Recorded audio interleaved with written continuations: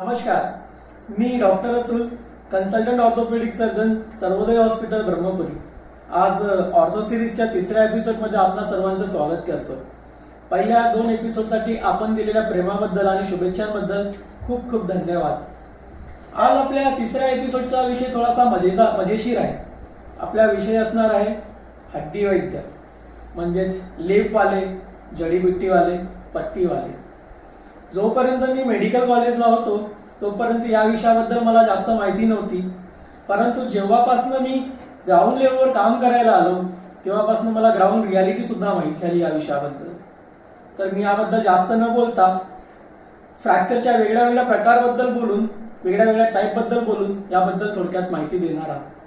तर फ्रॅक्चरचे तसे बरेच प्रकार असतात, परंतु त्याच्यामध्ये मेन 2 प्रकार असतात.